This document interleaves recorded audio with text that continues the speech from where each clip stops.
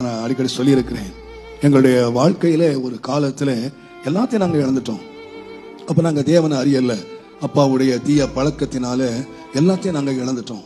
நானும் என்னுடைய சகோதரனும் இங்க ஒரு கூலி வேலைக்காக, ஒரு மளிகை கடை வேலைக்காக வந்துட்டோம். பின்னாலே என்னுடைய சகோதரிகளும் என்னுடைய அம்மாவும் அங்கே இருந்தார்கள். இப்ப நாங்க அம்மா, என்னுடைய அப்பா, நான் எல்லாம் இங்க ஒரு சின்ன ஒரு கூலி வேலைக்காக அவங்க எல்லாத்தையும் இழந்தாச்சு. ஊர்ல எல்லாத்தையும் இழந்தாச்சு. அப்போ என்னுடைய தங்கையும் என்னுடைய அம்மாவும் இங்கே சென்னைக்கு வரும்போது புறப்படுவதற்கு எங்களுடைய இனத்தார்கிட்ட போய் சொன்னாங்களாம். அங்க எப்போதுமே அவங்க சொல்லுவாங்க, போறோம்னு, இங்கதான் போறேன் சொல்லிட்டு போவாங்க. ஆனா அங்க என்ன சொல்லுவாங்கன்னா, போயிட்டு வரேன்னு சொல்லுவாங்க. போயிட்டு வரட்டுமா அப்படின்னு சொல்லுவாங்க. அப்ப என் தங்கச்சியும் எங்க தங்கச்சி மாதிரி போய் எங்களுடைய ரத்த சம்பந்தமானவர்கிட்ட போய் நாங்க போயிட்டு வரோம் அப்படின்னு சொன்னா, அவங்க என்ன போயிட்டு வர்றீங்களா, அப்படியே போங்க, இங்க வராதிங்க அப்படின்னு சொன்னாங்களாம்.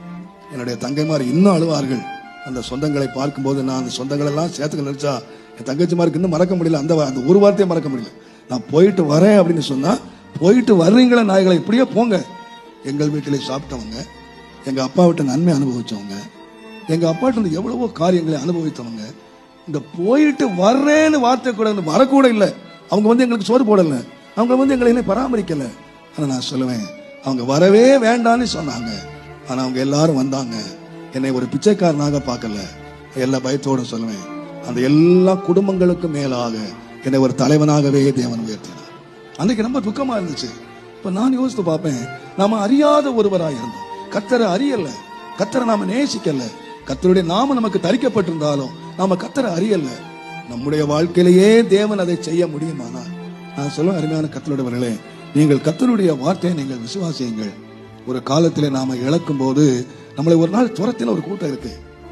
நம்மகிட்ட ஒரு நாள் வாங்கி சாப்பிட்டாங்க, ஒரு நாள் அவங்க சந்தோஷமா இருந்தாங்க, ஒரு நாள் நம்மகிட்ட பாதுகாப்பா இருந்தாங்க.